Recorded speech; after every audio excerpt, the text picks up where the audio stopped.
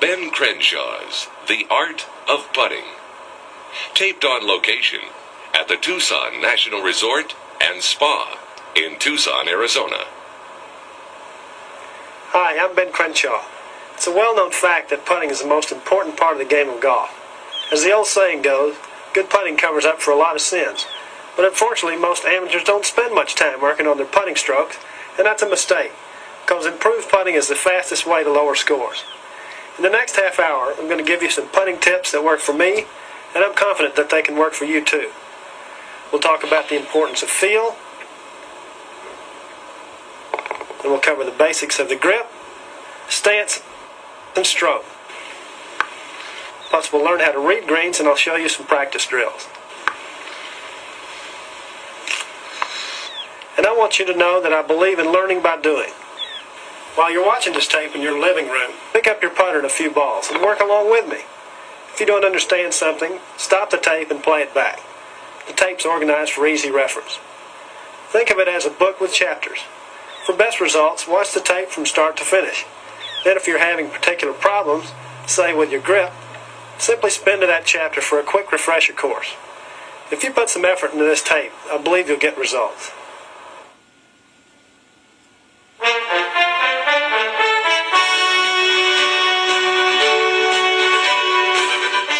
Before we get into the fundamentals of the stroke, I want to talk for a moment about my philosophy of putting. Putting is an art, not a science. Let me say that again. Putting is an art, not a science. On the last day of the 1984 Masters, on the back nine, I really had the feel in a competitive, pressure-packed situation. Never putted better in my life. Short putts are long. I was confident I could make anything. But there also comes a time in every golfer's life when you just feel lost on the greens. It happens to the best of us. It happens to Nicklaus, it happens to Watson, it happens to you, and it happens to me. So in my years on the PGA Tour, I've adopted an almost fatalistic approach to putting. Now this is not in a negative sense. As golfers, we've just got to accept what the golf gods give us on a certain day. We're all trying to make putts, but we can't get disheartened when the ball finishes close. If our work leaves us with a simple tap-in, we've done well. If we keep coming close, our putts are going to drop, along with our scores and our blood pressure. I like what my idol, the great Bob Jones, said about putting. Anyone who hopes to reduce putting or any other department of golf to an exact science is in for serious disappointment and will only suffer from the attempt. It is wholly a matter of touch, the ability to gauge a slope accurately, and most importantly of all, the ability to concentrate on the problem at hand, that of getting the ball into the hole and nothing more. You see, it's simple.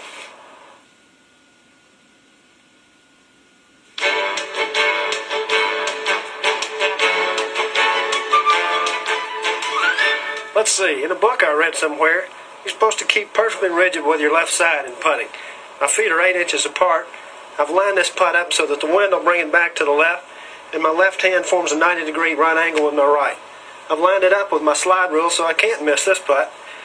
Boom. Folks, there's no way you can stroke this ball. I don't think putting can be reduced to lines and angles. There is no magic formula, but I do think I have a few key ideas that I think will help you. Number 1. There is no one single way to do things. Do what works best for you. You need to think of the putting stroke as a short version of your regular swing. I have a long swing with a relatively slow tempo, so I have a long flowing putting stroke as well. Number 2. As in any part of the game of golf, in putting it's important to have good fundamentals. In simple terms, you need a smooth stroke that accelerates the putter through the ball. The putter must be square at impact.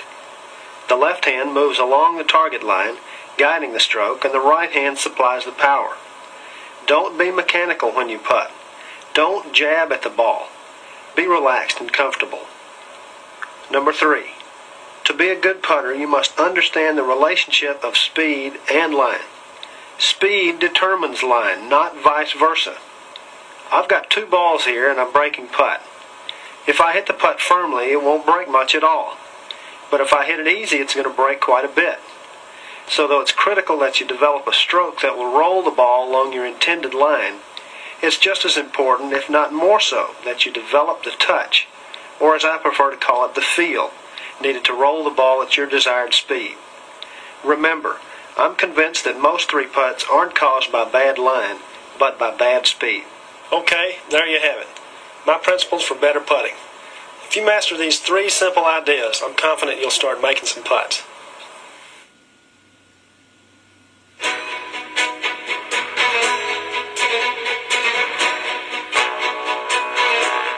As I said a moment ago, putting is a combination of speed and line. So as we work our way through the art of putting, I want you to be aware of the paramount importance of touch, or as I prefer to call it, feel. If you're going to be a good putter, you've got to have good feel on the greens. It's that simple. But feel is very difficult to define. In simplest terms, your feel is an instinct that tells you how hard to hit the putt. Think of a wedge shot from 110 yards. You can swing that club full. From 60 yards, I have to use a shorter swing. How do I know how hard to hit it? Well, I can't program my swing like a computer. I can't say, well, it's 60 yards to the green, so that requires a 75% swing. No, I've got to rely on my feel to tell me how hard to hit the ball. Same is true in putting. Try this with me. Stand up, take your putter in your hands, and line up over the ball. Pick a spot 10 feet away, close your eyes, and stroke the ball. Your feel should tell you how hard to hit the putt. It's important. When you've got good feel, your putter is like an extension of your hands, arms, and shoulders. Everything moves as a unit. How do you get good feel? Well, as I said, feel's an instinct, but it's a learned instinct. There's no miracle cure. It takes lots of hours on that putting green to hit all kinds of putts. And although good feel is really a function of practice, there are some things that you can do with your grip, stance, and stroke that will promote good feel. I'll show them to you as we move through the tape.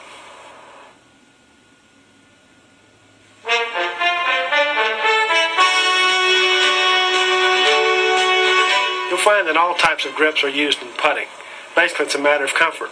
There's the baseball grip, the 10-finger grip that Lee Trevino uses, the split-finger grip, as Craig Stadler and Hubert Green use. Cross-handed is very popular these days. Bruce Litsky and Bernhard Langer use this grip. The overlap is like the grip that you use out on the golf course. I prefer the reverse overlap, in which the left index finger is placed on the right hand. My hands work in tandem. I like the left hand to guide the stroke and the right hand to supply the power.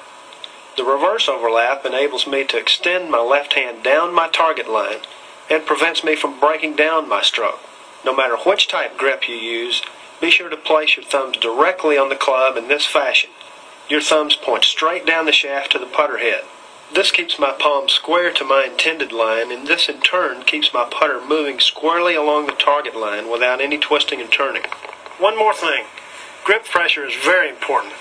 I advocate a lighter grip because putting requires the ultimate in feel. Don't strangle the putter. Hold your putter lightly. Light enough so someone could pull it right out of your hands. A smooth, even tempo is what we're looking for. But when you grip the putter too tight, you're likely to hit the ball too hard. Try this at home and see what I mean. I recommend that you use a lighter grip, then let the putter swing and let it do the work for you. That's what it's designed for.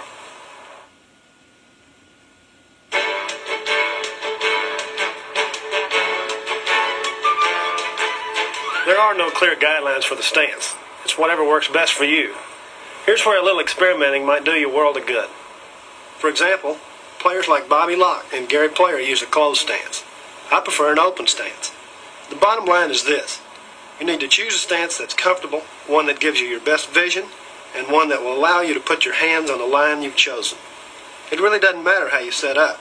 It's the stroke and the direction of the stroke that really count. I like what Jackie Burke says. It's better to stand off the line to one side or the other. You put your hands on the line, not your feet. When I putt, my feet are usually about shoulder width. This gives me a good base to make a smooth, flowing stroke. Width of feet is purely a matter of personal preference. Just remember that if your feet are too wide, your body will be rigid. Once your feet are set, it's important that you play the ball correctly in relation to your stance. Ball position helps determine how you stroke the putt. Now, if you play the ball back in your stance, there's really no way you can have a smooth stroke. You're going to have to jab at it. So I play the ball well forward. With the ball up in my stance, my arm and shoulders feel free and easy. I can make a smooth stroke that accelerates the putter through the ball. Now I'm often asked, Ben, how far away from my feet should the ball be? If you play the ball close to your feet, you'll have a wristy stroke because your arms are impeded. But if you use this method and get results, by all means, stay with it. I just think it's easier if you play the ball far enough away from your body to let your arms and shoulders swing as a unit. I like to feel that my arms are just hanging from my shoulders. I think that this method produces the smoothest stroke possible, and that's what I'm looking for. One more thing. Most experts will tell you to keep your eyes directly over the ball, but this isn't a hard and fast rule. Since I play the ball well away from my feet, my eyes aren't over the ball when I putt.